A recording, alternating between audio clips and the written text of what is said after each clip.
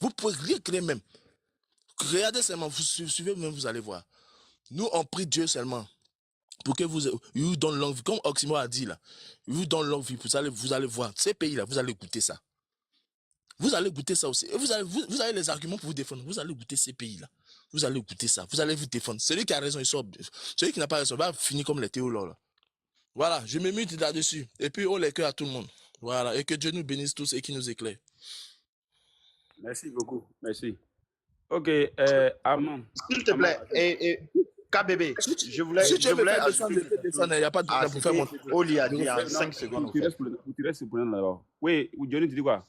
5 secondes. Au fait, Oli, quand tu parles là, le RDA même là, c'est quoi? C'est Rassemblement des rebelles. Ça, c'est un. Maintenant, il faut noter par rapport à la dette que tu as soulignée là. Il faut savoir que le RDA doit au Congo. Ils ont pris, le RDA a pris crédit avec le Congo. C'est pas la Côte d'Ivoire. Hein. Le RDA a pris crédit 100 milliards non, avec le Congo. Ils n'ont pas encore payé ça. 100 milliards. Hein, donc, ce que tu entends dire là, c'est rien même. Et là, ils n'ont pas un projet de développement. Ils sont venus pour assujettir la Côte d'Ivoire. Ils ont pris la Côte d'Ivoire en otage. C'est pourquoi chaque matin, il y a un nègre de Mercon qui se promène, qui les localise. C'est que il ne peut pas parler. Attends, il mute mon micro. Il faut distribuer la parole après. D'accord, il a compris. Bon, si tu me fais descendre, après je peux remonter si tu veux pour permettre à d'autres de monter. Ok, il va si j'ai compris.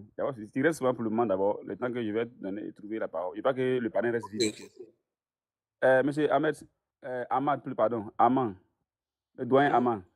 Oui, vas-y, mon frère, tu as la parole. Oui, on entend très bien. Oui, je vous salue, je salue tout le monde avec le plus grand respect.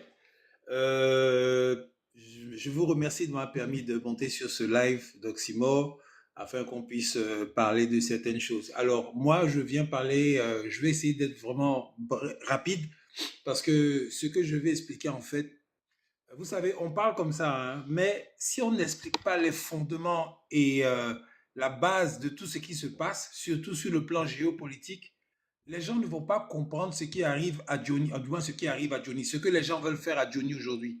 Ce ne sont que les retombées de beaucoup de problèmes que ces gens qui dirigeaient le monde, là, les atlantistes, là, ils avaient organisé.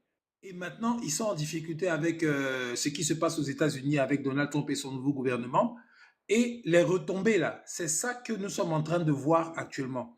Donc, il faut que j'explique vraiment les choses pour que les Africains qui sont en train de douter que l'Afrique doit se lever aujourd'hui, sans équivoque, sans peur, sans crainte, et qu'il n'y aura rien, il faut qu'ils soient certains de ça. Mais sur la base d'explications claires, tangibles, qu'ils pourront vérifier eux-mêmes. Vous comprenez ce que je veux dire, non, les gars? Oui, vas-y. Ok. Donc, maintenant, voilà. Excusez-moi pour cette petite digression, mais je vais rapidement essayer d'expliquer déjà les enjeux mondiaux qui sont en train de se faire. Quand ils ont fini de faire leur deuxième guerre mondiale, là, il y a un nouveau monde qui s'est mis en place avec les Américains et les gars dans l'administration qui se sont partagés le monde avec les Européens. Ils ont fait leur truc sur la base de la force militaire parce que à cette époque-là, les gens pouvaient prendre leur bateau, ils mettaient des bombes dedans, ils mettaient des avions, ils mettaient le carburant, ils mettaient les vifs, ils prennent des hommes et puis ils s'en vont dans un pays qui n'est pas d'accord avec eux, ils le bombardent et puis ils gèrent le problème. Les exemples palpables, c'est la guerre en Irak. Quand les Américains ont décidé d'aller prendre le pétrole des Irakiens, ils sont allés, ils ont pris leur porte-avions et tout le bazar, ils sont partis, ils ont fait ce qu'ils voulaient faire. À cette époque-là, la force militaire sur le plan mondial était dominée par ces gens-là. Maintenant, aujourd'hui, qu'est-ce qui se passe? Aujourd'hui, la Russie a réussi sur le plan technologique au niveau de la guerre à créer des instruments de guerre qui rendent obsolètes les moyens de déplacement de ces mastodontes-là à l'époque. C'est-à-dire aujourd'hui, si les États-Unis veulent se lever pour attaquer la Russie ou bien la Chine, ils sont obligés encore de prendre les porte-avions, tous les trucs, tout ça là, et puis maintenant, avec certains missiles, bombarder pour faire le bombardement. Mais ils ne peuvent plus faire ça aujourd'hui. Avec la nouvelle génération de missiles hypersoniques que les Russes ont fait, tu commences à prendre ton bateau net. Dans les 5 secondes qui viennent, bien dans les 5 minutes là, ton bateau est détruit, déjà même à ton port. Donc les gars ne peuvent plus faire la guerre comme avant. Ils sont obligés d'apporter des missiles dans des pays à côté de leurs ennemis Vous comprenez maintenant ce qui se passe en Ukraine. Venez apporter des bases militaires, des missiles pour pouvoir lancer maintenant tout prêt pour pouvoir atteindre un objectif. Mais même ça, là, les Russes ont compris, ils ont dit pas question qu'on s'approche de nos frontières pour déposer vos bases militaires et vos missiles pour pouvoir nous atteindre. Donc la guerre a changé complètement par rapport à avant. Même la Grande France aujourd'hui, ils ne peuvent plus se lever pour mettre dans les porte-avions et déplacer des troupes militaires pour aller sur un champ d'opération pour faire la guerre. Ils seront détruits systématiquement. Donc tout a changé, tout le monde est bloqué, tout le monde se regarde et les Russes maintenant, eux, ils sont en train de mener la danse. Ils font ce qu'ils ont à faire et les Russes ont absolument besoin du soutien des plus petits, des plus nombreux, des plus faibles, pour leur donner une opportunité de s'émanciper, changer leur pays comme les pays africains. Et en même temps, en échange, les pays qui sont africains, là, où il y a beaucoup de monde, ils soutiennent la Russie sur le plan diplomatique dans le monde pour créer une force géopolitique, géostratégique, qui va leur donner du poids pour aller discuter maintenant avec les anciens costauds, là, et puis ils seront, comment on appelle ça, égaux dans les discussions parce qu'ils sont puissants, sont soutenus par beaucoup de gens. Voilà ce qui est en train de se faire, voilà le changement qui est en train de se faire dans le monde, devant tout le monde. Et les plus farfelus ne comprennent pas pourquoi, par exemple, les conséquences de tout ça, M. Alassane Ouattara aujourd'hui ne peut pas dire « je me présente pour un 4e mandat ». Il n'a plus cette même assurance-là. Il est bloqué parce qu'il sait que s'il dit « je me présente », Poutine réagit. Il tombe, l'AES réagit, il tombe, les opposants en Côte d'Ivoire réagissent. C'est-à-dire qu'à la moindre incartade, les soutiens de Ouattara de l'époque, ils n'ont plus la force pour pouvoir soutenir Ouattara dans cette aventure. C'est ça, ces moutons-là ne savent pas, là. Eux, là, ils ne comprennent même pas. Depuis là, comprennent pas. Voilà, je ne me suis pas encore prononcé. Ils ne savent pas ce qui se passe sur le monsieur, là. Voilà. Donc, eux, ils pensent que c'est stratégie. Ils pensent que oh non, Ouattara est tellement fort que non, il ne dit pas, c'est pour embrouiller l'opposition. Non, Ouattara ne peut pas. Il ne peut pas. Parce que s'il pouvait, là, de toute façon, il est là.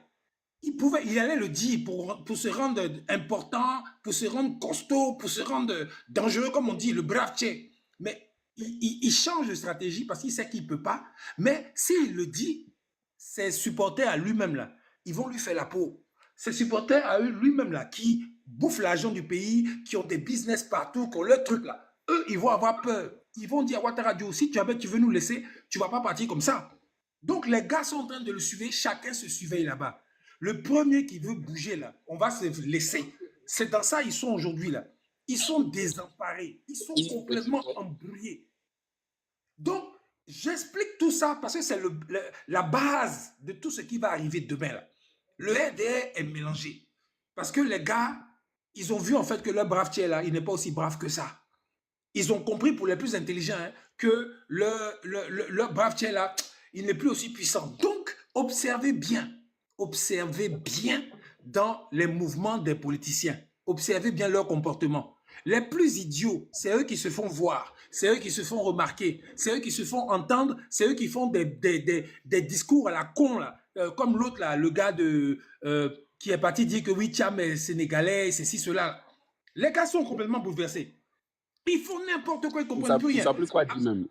Voilà. Il y a l'autre aussi, Djoumani, qui joue le haut-parleur, machin truc, et qui a déclenché maintenant la colère de Johnny Pacheco, qui a tout mis son cul dehors par rapport à ses petites activités à côté de son travail, et qui retombe sur l'économie du pays, puisqu'on dit que la Côte d'Ivoire doit. On a une diba dette sur nous. Mais l'argent, ils ont fait quoi avec? Mais Johnny Pacheco a montré, en effet, que l'argent, là, il y a une partie qui va dans les fesses des filles. Même ma femme, ce matin, elle s'est réveillée, elle rigolait, et moi, elle me dit, ah, la Côte d'Ivoire est dirigée par les gros cuits. La Côte d'Ivoire est dirigée par les gros cuits. Pourquoi elle parle comme ça? J'ai commencé à rire, mais elle a raison. Parce que les gars, ils prennent l'argent pour aller mettre, pour aller faire PMP, pour aller faire BBL, pour aller faire... Et puis tu les vois maintenant, il suffit que tu aies un gros cuit. Tu sais parler gros français chocobi, là. C'est fini, tu deviens une star au pays. Tu as un placement dans une télévision, dans un truc, tu es quelque part, tu es populaire, on te met sur les pancartes, les affiches, des publicités, des trucs. Tu es devenu maintenant une célébrité au pays. Et c'est les gars là maintenant qui se partagent les goals entre eux, et elles circulent entre elles. Les plus intelligentes, elles construisent, elles font des trucs, et puis les plus stupides, elles se montrent à Dubaï, elles font les photos pour montrer qu'elles sont puissantes, elles sont fortes, alors que dès que le pouvoir la tombe, c'est fini pour elles. Mais non, aucune... Ama, émotion. Oui, Ils ont pas dit quand ces petites filles-là n'ont plus peur de quelqu'un. Et puis, elles se permettent. exactement. Elles se permettent. Exactement. Il suffit que tu leur ouvres la bouche. Elles sont prêtes à aller prendre un policier pour venir t'attraper. Mais la preuve, quelle a été Voilà. la réaction de la Go là, avec la Range Rover là, quand Johnny Pacheco a cassé le drap? Elle s'en va faire vidéo Elle a devant nagué les gens. PPLC. Elle s'en va faire vidéo devant PPLC. Genre, moi je parle pas, j'agis. Donc, elle fait la vidéo où elle marche devant le truc et puis les gens maintenant commentent. Hey, hein, elle est partie porter plainte à la PPLC. Les gens ont chaud. Donc, aujourd'hui au pays, tu as un commissaire qui a un gros cuit, qui est avec lui. Si jamais ce gros cul a affaire à toi, tu es foutu. Parce que le commissaire va prendre Et c'est ça la Côte d'Ivoire aujourd'hui. En général, avec je peux pas dire militaires, les gens qu'on portait habits des militaires, là, qui ne sont pas vraiment dans la vocation, mais qui sont juste là parce qu'on les a pistonnés ou bien c'est les camarades de quelqu'un. Mais c'est eux qui font que il y a le bordel que vous voyez dans le pays là. Et que des petites filles se sentent puissantes, se sentent fortes, se sentent importantes. Quand elles parlent même dans les vidéos, quand elles parlent à la télé, quand elles parlent, vous voyez une assurance et puis elles sont arrogantes parce qu'elles n'ont pas peur. Elles se disent que Joe, il n'y a rien. Ça ne bouge. Il y en a même qui sont jusqu'à afficher leur appartenance politique pour dire que moi, je supporte tant. Pion. Et puis ça ne va pas. Elles ont une assurance. Quand c'est comme ça, je les regarde et je les mets, pauvres petites, vous n'êtes pas intelligentes. Parce qu'il y a vos camarades là qui font la même chose que vous, hein. Mais on ne les entend pas, on ne les voit pas. Demain, le pays change là. Elles n'auront aucun problème parce qu'on ne les connaît pas. Elles n'ont fait aucun bruit. Elles ont mangé en silence. Elles ont investi dans leur truc. Demain, quel que soit le pouvoir qui va venir là, on ne va pas leur demander des comptes. Mais vous qui venez vous montrer à la télé, qui venez faire du bruit, qui voulez vous montrer être importante, dangereuse, que moi là, on ne m'insulte pas, hein. Moi on ne me fait pas ça, hein. Moi là, vous allez voir, il y a les gens qui vont me... Mais les pauvres petites, elles se mettent, qu'on appelle ça, en danger, sans le savoir, sans réfléchir. Parce que je vous le dis aujourd'hui, les frères et sœurs, dès que Ouattara tombe, toutes ces petites filles-là, vous allez les voir en train de pleurer la mauve de leur nez. Elles vont fuir le pays même. Elles vont fuir le pays, parce qu'ils vont la tasser bien même là. Si elles peuvent. Parce que moi, je sais que dès qu'il y aura quelque chose, les ambassades seront déjà surveillées, et l'aéroport et les frontières. C'est plus comme avant, hein. C'est pas comme où avant, les gens faisaient n'importe quoi, on pouvait, bon, les gars, bon, c'est vrai, on a fait palabre, mais bon, on va laisser tomber. Non, les gens ont fait trop de mal aux Ivoiriens. Les gens ont fait trop de mal aux Ivoiriens. La majorité des gens qui enferment les gens, qui envoient les encagoulés, qui torturent les gens en prison, qui, pour un oui, pour un non, font perdre le travail de quelqu'un, d'un père de famille, ou bien d'une maman, qui cassent les maisons des gens. Tous ces gens qui prennent les décisions pour faire du mal à tous ces gens-là. Vous pensez qu'aujourd'hui, les Ivoiriens n'en ont pas gros sur le cœur? Même dans l'armée, les vrais militaires, là, qui sont les vrais monos qui ont la vocation de défendre le pays, là, eux, on les met de côté, puis on met des bouviers pour venir les commander. Et les bouviers qui les commandent là, c'est eux qui sont arrogants. Ils se foutent d'eux. Et puis, ils marchent en Django. Et puis, les gars les regardent. Les gars ne parlent pas. Mais dès que la situation commence à pencher dans une autre direction, là, mais tous ces gars-là, ils sont foutus. Tous ces gars-là, ils sont foutus. Mais ils n'ont pas l'intelligence de comprendre ça. Ils n'ont pas la lecture politique, ils n'ont pas la lecture, l'intelligence sociale, là. Ils ne l'ont pas. Donc, ils ne peuvent pas comprendre ce qui est en train de venir vers eux aujourd'hui parce que le monde a changé. Macron n'a plus du tout de force pour faire quoi que ce soit en Afrique. Macron, il ne peut plus. Les gars, ils ne vont jamais dire ça ouvertement parce que dans la politique d'un pays qui est quand même assez puissant, on n'avoue pas les échecs.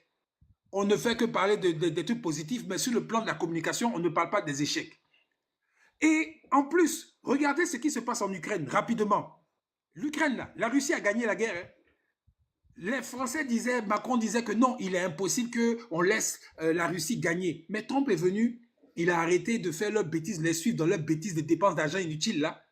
Mais c'est fini. Aujourd'hui, Macron, écoutez comment il parle. Non, c'est-à-dire que bon, il faut voir comment on va faire pour l'après, la guerre, les contrats de reconstruction. Les gars ont changé de bouche totalement. Parce que dans l'évidence, dans les faits, le monde a totalement changé.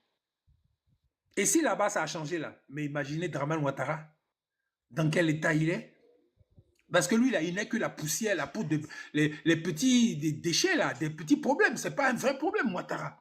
Mais le vrai problème, c'est le golfe de Guinée, la Côte d'Ivoire, le Ghana, le Libéria, le Sénégal, tous ces pays, tous ces pays qui regorgent de matières premières encore aujourd'hui, là.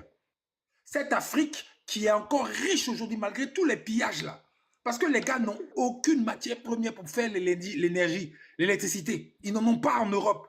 Donc, les gars, ils sont en train de réfléchir dans leur tête, dans leur camp là-bas. Chacun fait, en Allemagne, les gars font leur truc. En France, les gars font leur truc. Mais la France, ils ne comprennent pas bien encore. Mais les Allemands, les Anglais, tout ça, ils ont compris. Même les Américains, ils ont compris. Ils ont dit que, il vaut mieux aller discuter avec les Africains de façon respectueuse et puis on va continuer à faire du business pour acheter les matières premières un peu moins chères. Comme ça, on va continuer à se développer. Mais les Français qui ont eu l'habitude de maltraiter les Africains, les Ivoiriens, tous les gars de l'Afrique francophone. Pardon? Ils ont eu pour habitude de s'asseoir et puis les nouveaux travaillent pour eux. Et puis ils vont manger. Voilà. Aujourd'hui, les retraités fuient dans les poubelles aujourd'hui. Les Africains ont compris que non, il faut que ça cesse. Ils sont complètement déboussolés aujourd'hui. Ils n'ont rien compris. Voilà pourquoi vous voyez la crise en France, là. Parce que les gars pensaient que pendant 100 ans encore, ils allaient prendre leur or, leur uranium, toutes les choses qui font tourner la France, ils allaient prendre ça gratuitement. Mais aujourd'hui, avec la fermeture de l'AES déjà, où ils prenaient le maximum d'uranium, d'or et tout ça, les gars sont coincés. Maintenant, il reste des pays comme la Côte d'Ivoire, où il y a encore le cacao, les choses comme ça. Bon, les gars, ils ne comprennent pas que, en fait, la vraie force aujourd'hui, c'est le peuple. C'est même plus les chefs d'État. C'est la volonté populaire. Qu'est-ce que le peuple veut? Si le peuple, là, il est content, tu vas faire tout ce que tu veux avec lui. Mais si le peuple est malheureux, tu ne pourras plus rien faire. Tu ne pourras plus rien faire parce que le peuple a vu ce qui se passe dans le monde à travers l'Internet.